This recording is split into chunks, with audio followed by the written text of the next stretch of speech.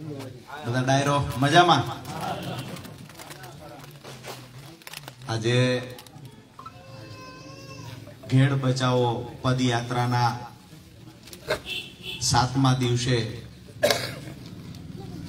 જેને ખૂબ સરસ મજાનો વિચાર આવ્યો અને ઘેડ બચાવવાની લડાઈની એક શરૂઆત કરી. આજથી વર્ષોથી આમ તો ઘેડના પ્રશ્ને જ્યારે જ્યારે પણ ચૂંટણી આવે ત્યારે ઘેડનો મુદ્દો ઉછળે. ચૂંટણી સમયે ઘેડ બચાવવા માટેની કંઈક સભા થાય, ક્યારેક 1 દિવસ 2 દિવસ બહારથી નેતાઓ આવે, ચર્ચા થાય, પણ ઘેડ બચાવવા માટે ખરેખર ગ્રાઉન્ડ પર ઉતરી અને 5 તારીખથી લઈ અને 18 તારીખ સુધી સતત 14 દિવસ ઘેડના વિસ્તારમાં જેને પદયાત્રા કરવાની એક પહેલ કરી છે એવા આપણા આજની લડાઈના પ્રણેતા અને વરરાજા પ્રવીણભાઈ રામનું આ તકે હૃદયથી સ્વાગત કરું. સાથે જ રાજુભાઈ બોરખતરિયા, ભાઈ શ્રી કરશનભાઈ, નામ લેવાના રહી જશે, માફ કરજો. આજક ગામમાં આજે પહેલી વાર આવ્યો છું, પણ તમારા બધાના ચહેરા વાંચી શકાય છે કે ખરેખર જે જુસ્સો છે, જે પ્રવીણભાઈ સાથેનો પ્રેમ, ઘેડ બચાવવાની લડાઈ માટે જે ખરેખર તમારો આક્રોશ અને ઉત્સાહ દેખાય છે, ક્યાંક ને ક્યાંક આ લડાઈમાં ચોક્કસથી હવે પરિણામ મળશે એવું મને દેખાય છે. તો આજની તકે પ્રવીણભાઈ સહિત અમારી ટીમને જે પ્રેમ આપવા માટે, અમારો ઉત્સાહ વધારવા માટે આપ સૌ ઉપસ્થિત છો, ત્યારે આપ સૌનું હું રાજુ કરપડા હૃદયથી સ્વાગત કરું છું. આમ તો ઘેડમાં જ્યારે જ્યારે પૂર જેવી પરિસ્થિતિનું નિર્માણ થાય, જ્યારે એટલે દર વર્ષે થાય, ચૂંટણી નજીક આવતી હોય, સત્તા પક્ષના કોઈક નેતા આવે, હેલિકોપ્ટર લઈ ઉપર રાઉન્ડ મારે, ગુરગુર કરતા કરતા આટો મારીને જતા રહે. બીજા દિવસ છાપામાં ટીવીમાં આવે કે ફલાણા મંત્રી આવ્યા હતા, ઘેડની મુલાકાત કરી, અહીંયા ગામડે ગામડે ભાજપના નેતાઓ હોય, પ્રચાર પ્રસાર કરે, જાહેરાત કરે, 200 કરોડ 150 કરોડ 300 કરોડ 1000 કરોડ આવા દેશું એમ. પણ આજ દિવસ સુધી ઘેડના ખેડૂતોને આ મુદ્દે કોઈ લાભ મળ્યો હોય એવો એક ખેડૂત ઊંચો હાથ કરે.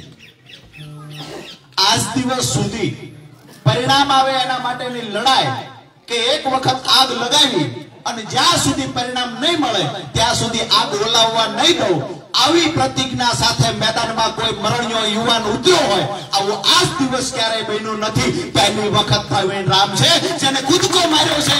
જ્યાં સુધી ઘેડની લડાઈનું પરિણામ નહીં આવે ત્યાં સુધી લડાઈ ચાલુ રાખવાની પ્રતિજ્ઞા સાથે તમારા વિસ્તારમાં એ માણસ કૂદી પડ્યો છે.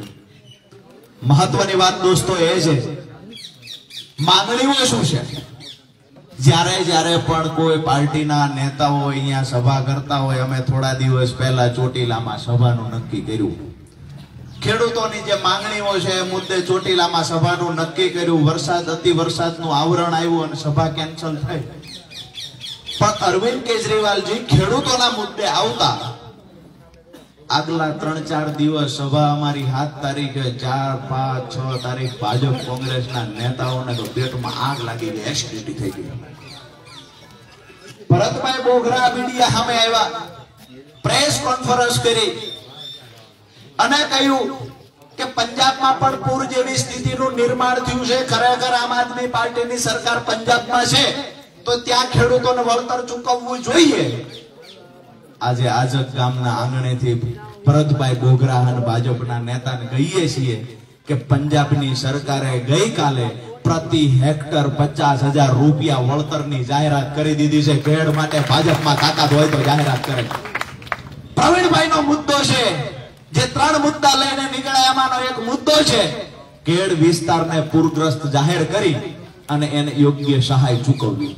અમે એ કહીએ છીએ કે પંજાબની આમ આદમી પાર્ટીની સરકારે પ્રતિ હેક્ટર 50,000 રૂપિયા ચૂકવા ભરતભાઈ બોઘરા અને ભાજપના મંત્રી સંત્રી, ભાજપના ધારાસભ્યો, ભાજપના સાંસદ સભ્યો તમામને અહીંયાથી કહીએ છીએ, જો ખેડૂત માટે થોડી પણ લાગણી બચી હોય, ઘેડ વિસ્તાર માટે થોડી પણ લાગણી બચી હોય તો પંજાબમાં આમ આદમી પાર્ટી 50,000 ચૂકવે, સાહેબ પ્રતિ હેક્ટર 40,000 ચૂકવે. રાજુ કરપડા જીવે ત્યાં સુધી ભાજપના વખાણ કરશે. અહીંયા બાજુમાં પોરબંદર થી મંત્રી ચૂંટાણા, બામણા સાહેબ ભાષણ કર્યું, ઘેડના પ્રશ્નનું કાયમી નિરાકરણ લાવી દઈશ. ત્યાર પછી ફરીને આવ્યા જ નહીં બામણા સાહેબ. ક્યાં છે બામણા સાના ભાઈઓ? ફરીવાર આવ્યા ક્યારે? નહીં. ફરીવાર ક્યારે ન આવ્યા? ડુપ્લિકેટ ગેરંટી હતી. એમના ગુરુ દિલ્હી થી ડુપ્લિકેટ ગેરંટી કેન્દ્ર સરકાર માંથી આપે છે. 15 લાખ ની આપી હતી, 2 કરોડ રોજગારી ની આપી હતી, ઘણી બધી ગેરંટીઓ આપી હતી. એને એકેય ગેરંટી નું પાલન કર્યું નથી. અહીંયા પોરબંદરના મંત્રી પણ ગેરંટી આપીને ગયા, ગેરંટી પૂરી કરવામાં આવી નથી. દોસ્તો, વાત એ છે, આરોપ પ્રત્યારોપની વાત પછી છે. ખરેખર આ લડાઈ કોઈ રાજકીય લડાઈ નથી દોસ્તો. ભાઈએ વાત કરી પીવાના પાણીની. આ વિસ્તારની અંદર અમારે એવું હતું કે સુરેન્દ્રનગરમાં, હળવદમાં, આસપાસના સુરેન્દ્રનગર આસપાસના વિસ્તારમાં જ પીવાના પાણીની સમસ્યા હશે. અહીંયા ઠેઠ દરિયા કાંઠે આવ્યો તો ફરિયાદ તો એ જ મળે, અહીંયા પીવાનું પાણી આવતું નથી. નલ સે જલ યોજના છે. ગઈકાલે મંત્રીશ્રીએ કહ્યું નલ સે જલ યોજનામાં હજારો કરોડ રૂપિયાનું કૌભાંડ થઈ ગયું. વિધાનસભાના ફ્લોર પરથી મંત્રીએ સ્વીકાર્યું છે, પરંતુ એક પણ માણસ ગિરફતાર નહીં થાય, કારણ કે કૌભાંડ કરનારો ભાજપનો નેતા હતો. દોસ્તો, સમજવા જેવી વાત એ છે કે આપણે અહીંયા આપણી હજારો હેક્ટર જમીન, કેશોદ તાલુકાની વાત કરીએ, માંગરોળ તાલુકાની વાત કરીએ, કુતિયાણા તાલુકાની વાત કરીએ, પોરબંદરની વાત કરીએ, દ્વારકાનો પણ થોડોક છેડો અહીંયા ઘેડની અંદર સમાવેશ થાય છે, માણાવદરની વાત કરીએ, તો ક્યાંક ને ક્યાંક આપણી હજારો હેક્ટર જમીન પાણી ભરાવાના કારણે આપણે ચોમાસુ સિઝન લઈ શકતા નથી. ખરેખર આ પાણીનો નિકાલ કરવો હોય તો એકદમ શક્ય છે. ખેડૂતોને નુકસાન પહોંચાડ્યા વગર આ પાણીનો નિકાલ કરવો આ પ્રવીણભાઈ રામની માંગણી છે.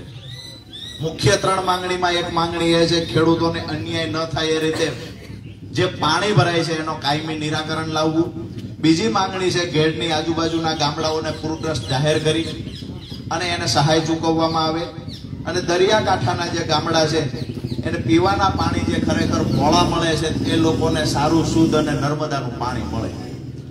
આ 3 માંગણીઓ છે. પીવાના પાણીની માંગણી પ્રવીણભાઈ આઝાદીના 79 વર્ષ પછી જો કરવી પડે, 30 વર્ષથી ભાજપ સત્તામાં બેઠી છે, એને શરમથી કમસે કમ કાં તો ડૂબી મરવું જોઈએ, કાં રાજીનામું આપી દેવું જોઈએ.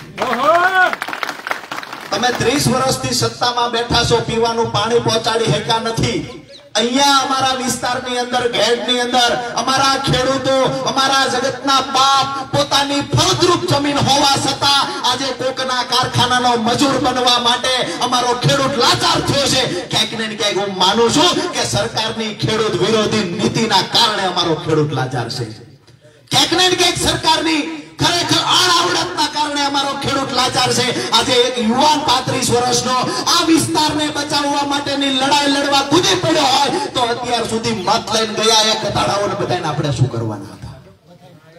દુઃખ સાથે કહેવું પડે છે, આ શબ્દો ના બોલવા જોઈએ, પણ કમસે કમ ખેડૂતનું અનાજ ખાય છે. થોડીક તો લાગણી ખેડૂત માટે બચાવવી હતી, થોડીક તો લાગણી બચાવવી હતી.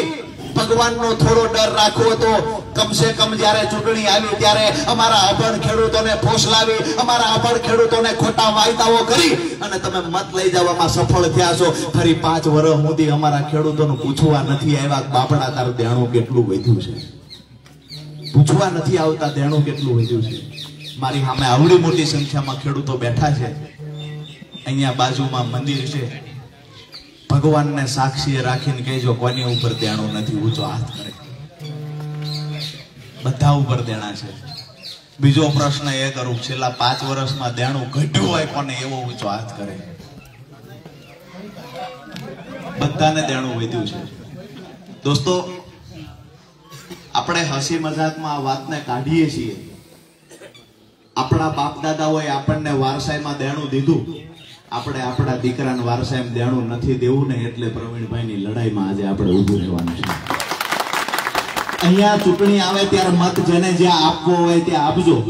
વિધાનસભાની ચૂંટણીને હજુ 2.25 વર્ષની વાર છે.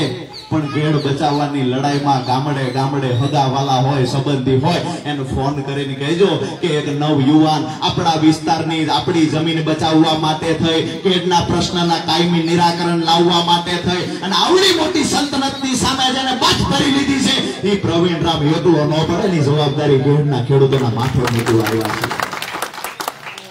દોસ્તો, એ વાત પણ કરવા આજે આવ્યો છું કે પ્રવીણભાઈ રામ તો ખેડૂતો માટે લડે છે. ભાજપના કોઈ નેતાઓને જો ખેડૂતો માટે લડવું હોય તો પ્રવીણભાઈ રામે અમારો પાર્ટીનો કેસ ખીતીએ ટીંગાડ્યો છે. રાજુ કરપડા, ગોપાલ ઇટાલિયા, ઈસુદાન પણ એની પાર્ટીનો કેસ ખીતીએ ટીંગાડીને લડાઈ લડવા તૈયાર છે જો ભાજપના નેતા આવતા હોય તો. અમે એને આમંત્રણ આપીએ છીએ કે આ લડાઈ ખેડૂતોની છે, આ લડાઈ ઘેડ વિસ્તારની છે અને જો ખેડૂતોના મતની ભાજપના નેતાઓને જરૂર હોય તો આ લડાઈમાં સહભાગી થઈ જાય. અમે ભાજપના નેતાનું ઢોલ નગારા સાથે વાગતે ગાજતે સ્વાગત કરશું. ખરેખર ખેડૂતો માટે પ્રેમ હોય તો આવો તમે પણ. આ લડાઈ પ્રવીણભાઈ એકલા લડવા નીકળ્યા છે. મને એવું દેખાય છે કે ક્યાંક ને ક્યાંક ખેડૂતોના મતની કોઈને જરૂર નહીં હોય એટલા માટે ભાજપનો કોઈ તાલુકાનો સભ્ય, જિલ્લાનો સભ્ય કોઈ આવે છે મદદ કરી? કોઈ નહીં. કોઈને ખેડૂતના મતની જરૂર નથી. કોઈને પીડા નથી ઘેડની. માંગરોળ તાલુકામાં કોઈને ઘેડની પીડા નથી. કેશોદમાં કોઈને ઘેડની પીડા નથી. બહુ સમજવા જેવી વાત છે દોસ્તો. અમારે અહીંયાથી કોઈ પણ અમારા નેતા લડતા હશે તો એ ક્યારેય તમને આર્થિક લાભ બીજો નહીં આપી શકે. ક્યારેય તમને ચૂંટણીઓ આવશે ત્યારે અમારો કોઈ નેતા ભજીયા નહીં ખવડાવી શકે, રાત્રિની વ્યવસ્થા નહીં કરી શકે, પૈસા નહીં આપી શકે, પણ તમારા દીકરાને કોઈના કારખાને મજૂર ન બનવું પડે ને એ જવાબદારી સાથે અહીંયા લડવા આવશે. આપ સૌને મારી વાત પૂરી કરતા પહેલા બે હાથ જોડીને વિનંતી કરવા માટે આવ્યો છું કે આ વિસ્તારના તમામ ભ્રષ્ટ ભાજપના નેતાઓ કાન ખોલીને સાંભળી લે. હું અહીંયા એકલો નથી આવ્યો, મારી આખી ખેડૂતની નાયકને ભેગી લઈને આવ્યો છું. અને ઘેડ વિસ્તારની અંદર હું ખેડૂતનો દીકરો છું. ઘેડ વિસ્તારની અંદર પ્રવીણ રામની સાથે ક્રાંતિના બીજ રોપવા માટે આવ્યો છું. આવનાર સમયમાં ક્રાંતિના ખરેખર બીજ આ વિસ્તારમાં રોપાઈ ગયા છે. આવનાર સમયમાં વટવૃક્ષ બનશે, એના ફળ પણ આવવાના છે. આ ફળ આપણા બાળકોને મળવાના છે. મુદ્દાની વાત એ છે કે ક્રાંતિના બીજ જ્યારે પ્રવીણભાઈ રામ સહિતની ટીમે રોપ્યા છે એને મોટું વટવૃક્ષ બનાવવાની જવાબદારી તમારા સૌના માથા પર છે. જવાબદારી નિભાવશો? બે હાથ ઊંચા કરીને મને ખાતરી આપો, જવાબદારી નિભાવશો?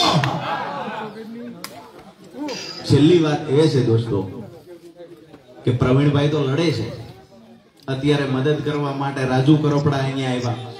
આવનાર સમયમાં ખેડૂતોનો ઉત્સાહ છે, ખેડૂતો કહે છે કે લડી જ લેવું છે તો ઈસુદાનભાઈ ગઢવી આવશે, ગોપાલભાઈ ઇટાલિયા આવશે.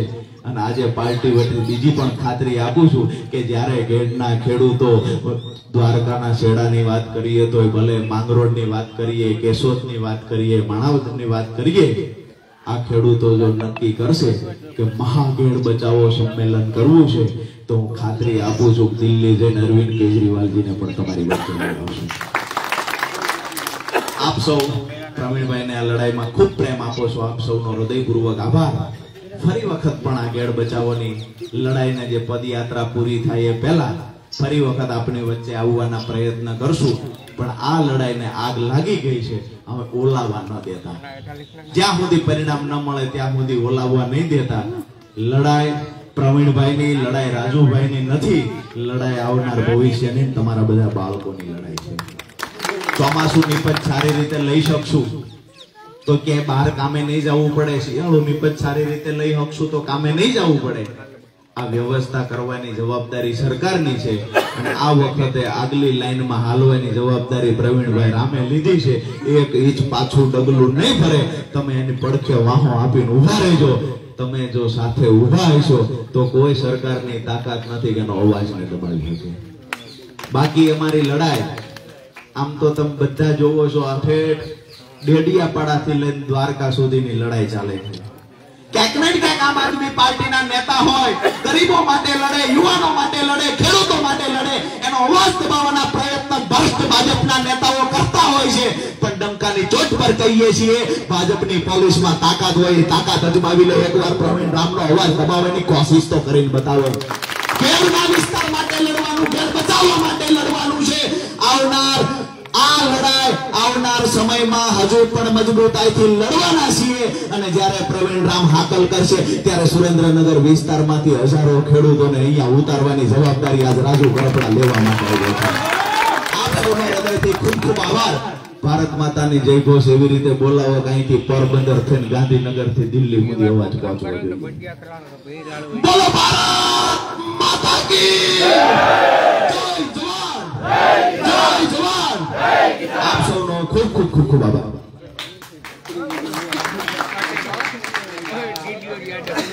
દાદુભાઈએ